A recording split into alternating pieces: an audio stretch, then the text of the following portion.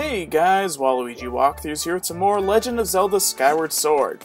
So in the last part we took care of a few side quests, got an extra rupee wallet, a larger rupee wallet that can hold up to 500 rupees, and we also got a piece of heart from Betrow. So, without further ado, let's head off to the new zone! Yippee! Alright, this is the part of the game where I think it really picks up.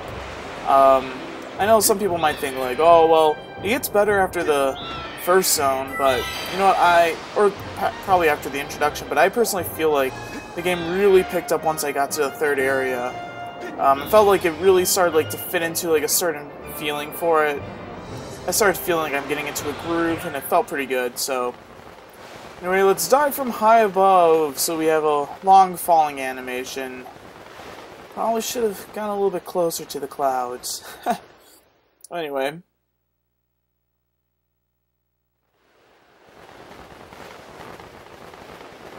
We're not gonna make it! Oh, we made it.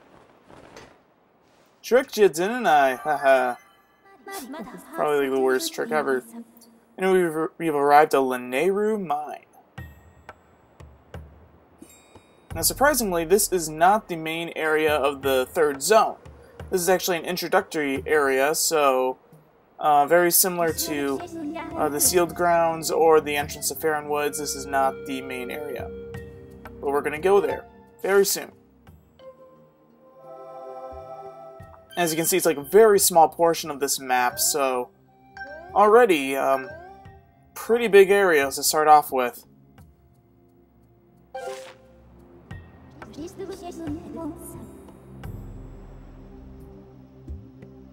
For projections? Huh. Anyway, right, so our dowsing ability is telling us to look for Zelda, and it looks like she's off in this direction, over there in those little mountains. But to start things off, as you can see, there's a chest over there, but over here, there's a goddess cube. So, yeah, already we're starting off to get more goddess cubes, so if you're already here, make sure you just grab it. It's very easy to find, very easy to get. There's nothing hard about it. Also, if you've been listening to the audio, you might hear this little buzzing. Like that. So let's get our bug net and let's try to catch these bugs over here. See if I can get one.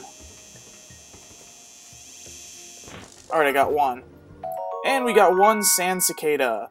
The larvae of these bugs stay underground for 10 years. Yes. These cicadas are actually very hard to find in the game. There are only a few select spots in the desert region, so if you ever need to find cicadas to, upgrade potions, make sure you definitely you can find some here in this introductory area.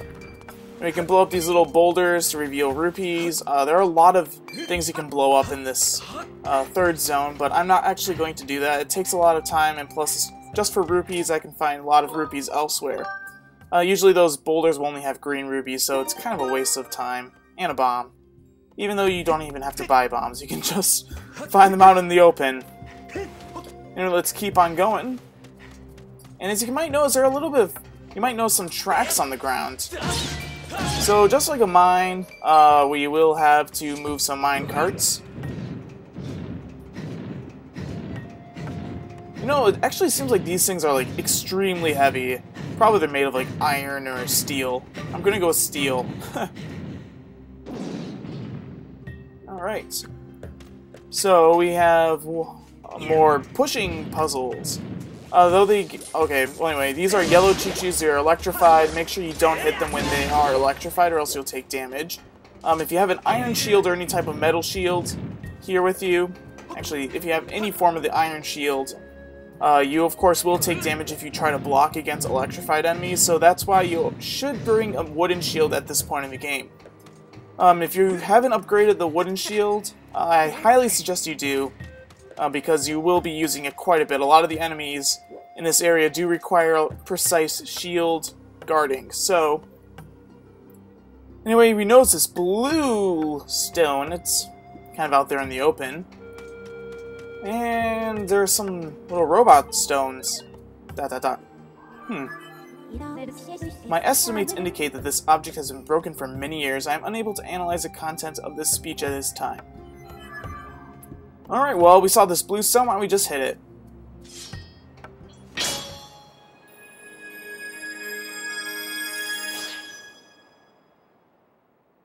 And by hitting it, we have revitalized the land in this area, and we have awakened these robots. A lot of people might say that this is copying Okami, but it's not. It's a time mechanic, which we'll soon find out. I probably shouldn't talk about that until we find out.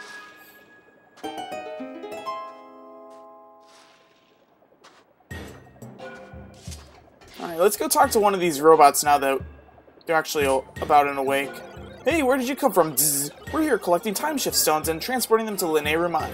Stay away from the blue stones. Zip, they're too dangerous for humans. I am able to confirm that the time shift has occurred within this space. Any impact to the blue stones creates a sustained temporal disruption field in the surrounding area. Huh.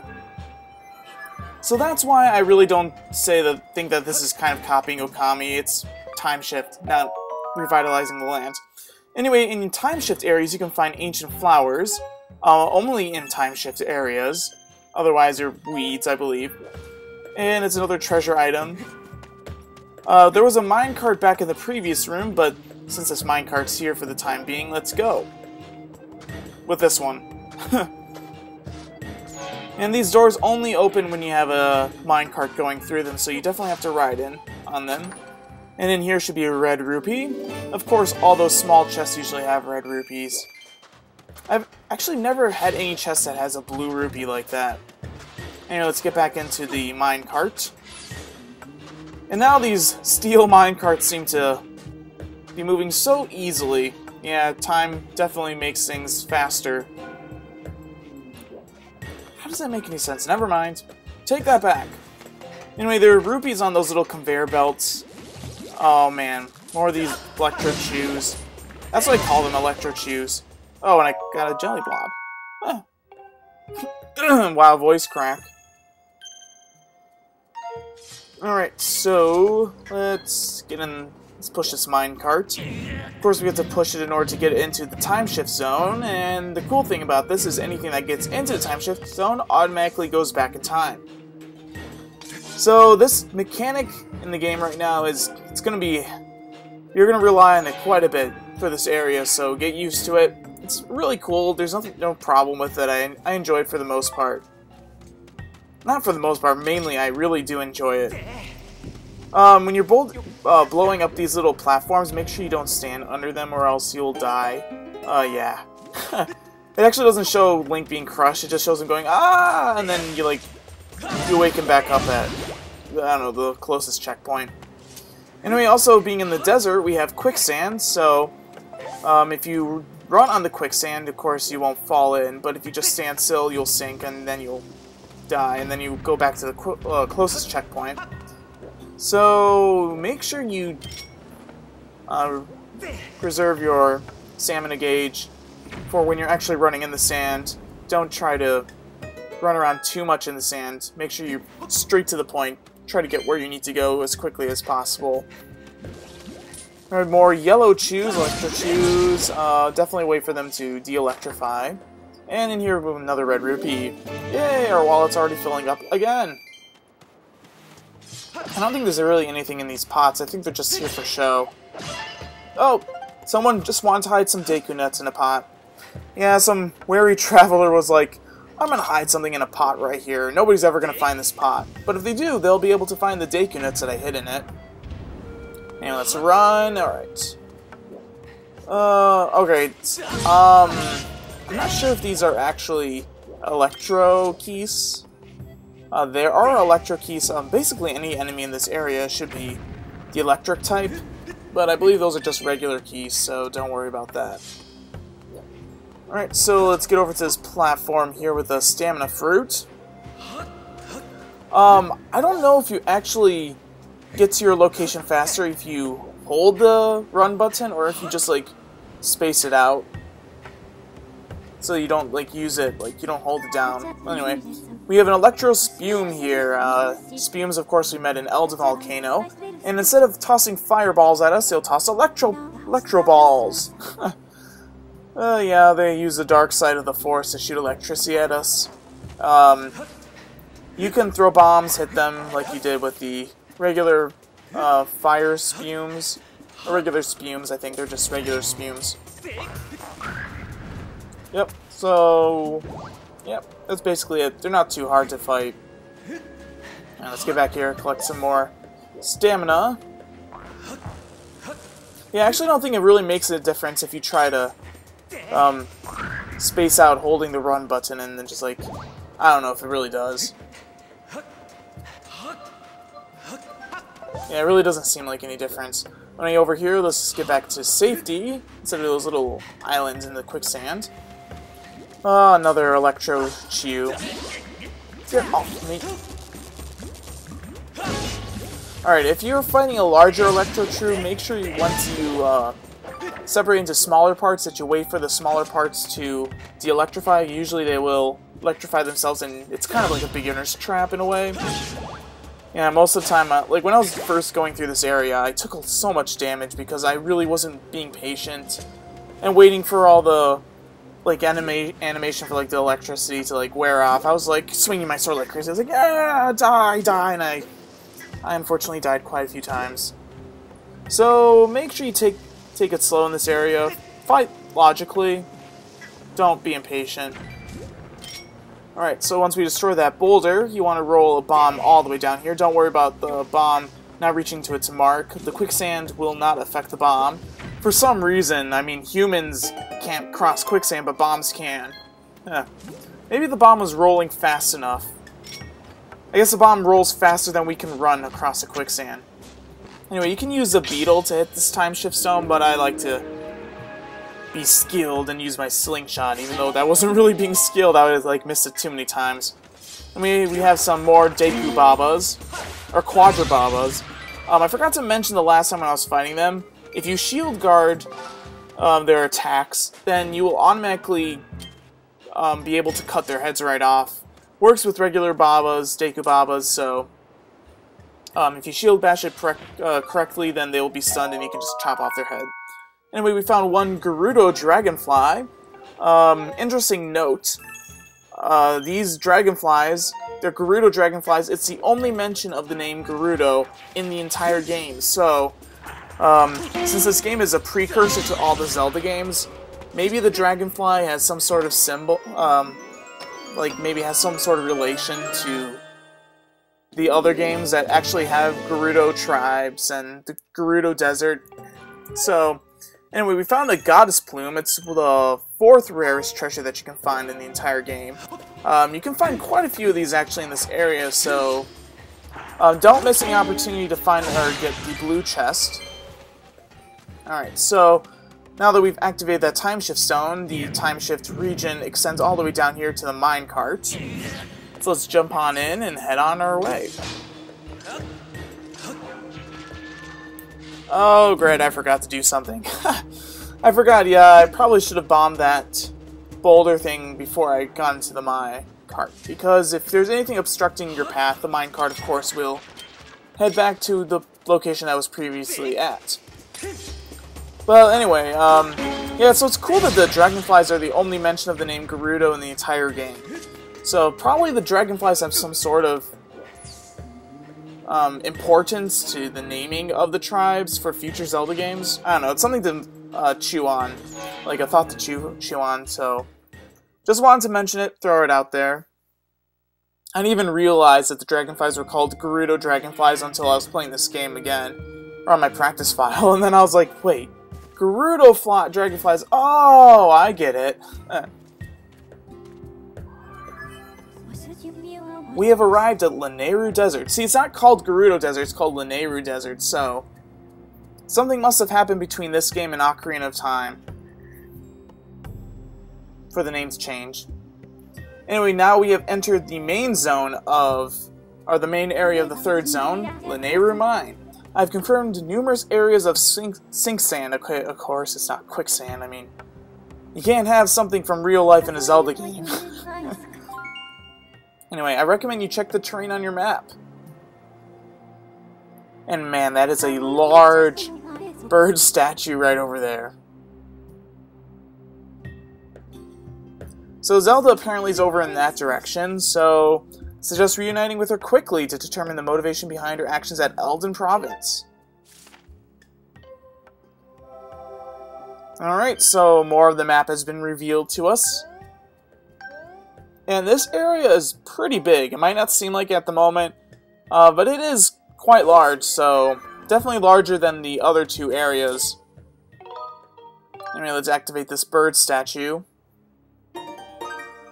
And let's make our way to Zelda.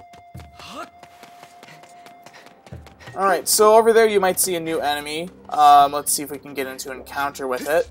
Come on, I'm right here, buddy. Come on. You don't notice me, do you? Oh, there he goes. Oh, no. I wanted to target him and check him. Alright, well anyways, when they're rolling at you all electrified, make sure you just shield bash them and they'll stun it.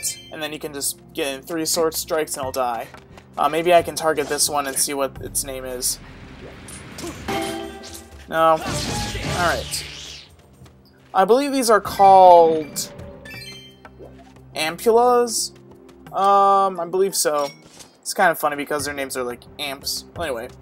Now that we're in the main part of the desert, you might notice that there's a tumbleweed rolling. If you grab these tumbleweed with your bug net, you got a tumbleweed! And this is, of course, another treasure item. Yeah, it's weird that you get to use your bug net for something that's not a bug. It's pretty cool. Of course, Fee will tell us that we can grab tumbleweeds with our bug net later on, actually pretty soon, but I want to grab a few before I go take care of more stuff here in Lanayru Desert. But anyway, in order to find the best location to grab these tumbleweeds, you can just stand right here and wait for the tumbleweeds to roll by. This is actually probably the best spot to find where the tumbleweed's going to roll, because usually it'll come from behind you, or you can start seeing it come from in front of you, and you can easily run over and grab it with the bug net. Anyway, we've grabbed 3 tumbleweed. That's good for now. Definitely I'm going to be grabbing about 20 or so of those tumbleweeds later on in the game, so for the time being, don't worry about having to grab them. So it's not important right now to get it. It's just to show you guys that you can get it from this method. Anyway, we need to get up on top of this box, but I can't seem to. Dang nabbit! Alright, I need to run up this edge. This is probably like one of the. For some reason, this is like one of the hardest things in this area, and we're already like having some difficulties. I guess if you run from that corner, it's easier. And if you get up here and open this blue chest, I believe this should hold a tumbleweed. What do you know? We got the tumbleweed. Yay!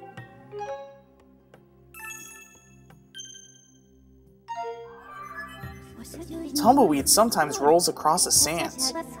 Tumbleweeds are used in materials upgrade treasures. Well, anyway, that's what she's just telling us. We can grab tumbleweed with our bug net.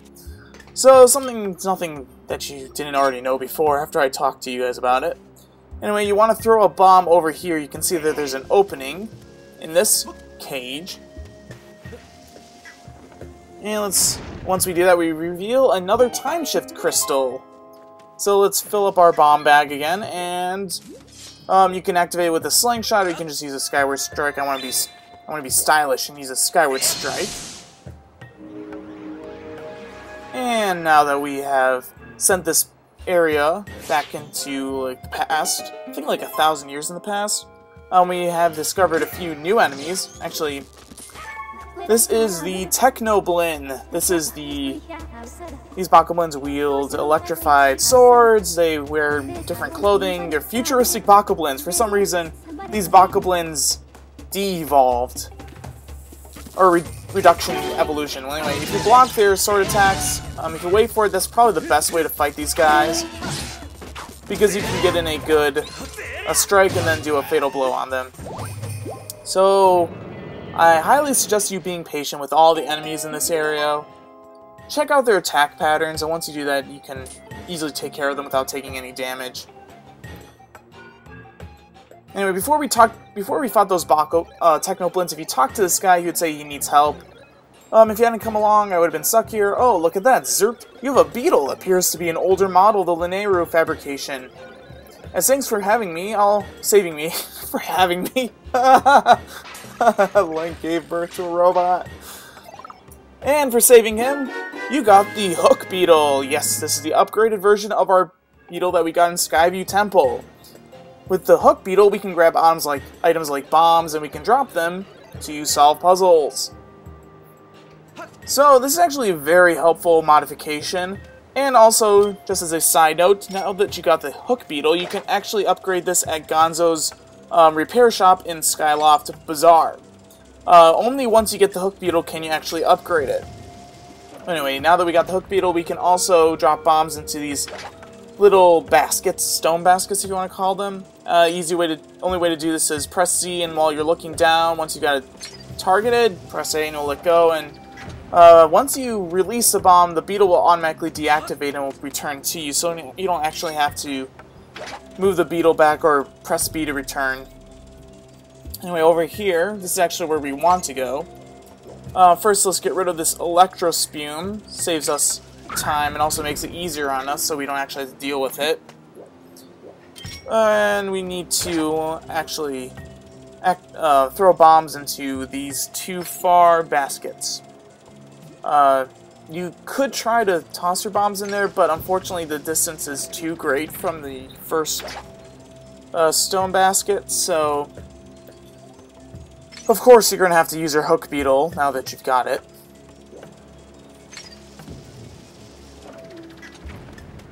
And let's see if I can reach this one. I'm not sure if I can. Nope. I have to use a Hook Beetle. So I guess you have to use a Hook Beetle on all three. You learn new things every day, don't you? Anyway, there's a goddess cube over there. We can't grab it for a long time, actually, so don't even consider trying to get it. It's out of your reach. There's no way you can grab it, so don't worry about it. Anyway, you got some rupees in here. You could travel over across to the other side. I think I might as well. I'm pretty sure there's an amber relic on the other side. Let's just check. Yeah, there's an amber relic. You know what? It's just there. It's not too hard to get. Just run across, grab it. And plus, there are a ton of amber relics in this little region, so if we grab this one, we don't have to go through the little animation of grabbing it every time we go find one. Alright, so let's go over here. We're slowly making our way to Zelda. Over there, there's a little bird not a little bird. There's a bird perched on that tree. Those birds are so annoying. I don't know if they're actually like the adult versions of those crows from Faron Woods. I'm not sure. But I personally like to get rid of them. They like to drop boulders on top of you. So they're not really a minor nuisance. They're actually a big nuisance in this game. But for defeating them, you do get 20 rupees, so it's definitely worth it. So, actually, I thought I needed a bomb. Let's get out of there. Alright, let's grab our bug net. I believe there's another cicada over here. We can grab it. Alright, come on. Carefully. How did I miss that? What? What? I call do-over right now. Anyway, we not only by dropping bombs on electrospumes, we can also drop them on ampulas. Completely unaware that his life was about to end. How sad. And if you notice that their shells didn't decay immediately, even though their bodies do, the shells do provide some support as like a platform for us to stand on while we are on the quicksand. Of course, this mechanic of standing on top of the ampula shells will be elaborated upon very shortly. So there will be puzzles using that whole mechanic. It's pretty cool. Anyway, we can run over here, get on top of this ampula shell. And don't worry about, like, getting off of it immediately. It won't disintegrate until, like, give it some time. Maybe, like, 30 seconds. Well, anyway. Over here, we can grab this goddess cube, so let's run over. It's a little bit of a distance, but if you go straight, you won't be able to miss it. And this should be goddess cube number 11. There are actually 3 goddess cubes that you can grab in this area for the time being, so that's the second one. So that's good. Alright. So, another Ampula, of course, is... Wow, I guess he noticed me. That was weird. I'm standing all the way over here and he noticed me. Oh, okay, I guess that works. It's actually usually hard to get a bomb on those Ampulas, especially if they're... like if there's no bomb for you to grab with a hook beetle. So if you're able to get a bomb on them, I usually throw it out and I try to blow it up prematurely with a slingshot. But anyway, before we continue heading on, let's save this bird statue. And... let's go to the left. As you notice, there's a little pathway around here that takes us all the way back to the beginning area of the, well, this little Ampula section. And we can get to this minecart soon. There's some ants I can grab. I don't know if I got these already. You caught one Lanayru ant! Alright, it's the first one. Yay! We're getting more and more bugs and treasures. Alright, so let's push this minecart. It will provide a little shortcut for us so we don't actually have to do this whole bombing the Ampulas and crossing the little quicksand portion. We can just easily get on top of this little ridge and we can make our way over. The first time I was playing this game, I didn't even realize that I could create a shortcut, so unfortunately I had to get around places a long way, numerous times. So, let's continue on. Alright, so luckily there's a bomb placed right here for us on top of these cacti. You could try hitting the cacti. It's not recommended because they will bounce back and forth. Anyway, like I was saying about the Ampula puzzles, now we're introduced to moving Ampulas. Woo! So once we got the shell moving far enough, we can get on top of this little area. Let me see if I can try to hit this guy.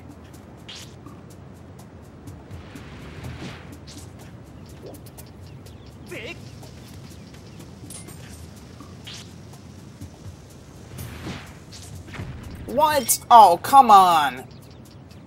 He was totally dazed when that bomb exploded. Alright, I guess I can't cheat that way. I guess I have to do it the long way and just drop a bomb on him. Alright, make sure the Ampula is close to you when you do this, or else you will have to run for the shell. So, let's get on top of it. Alright, good.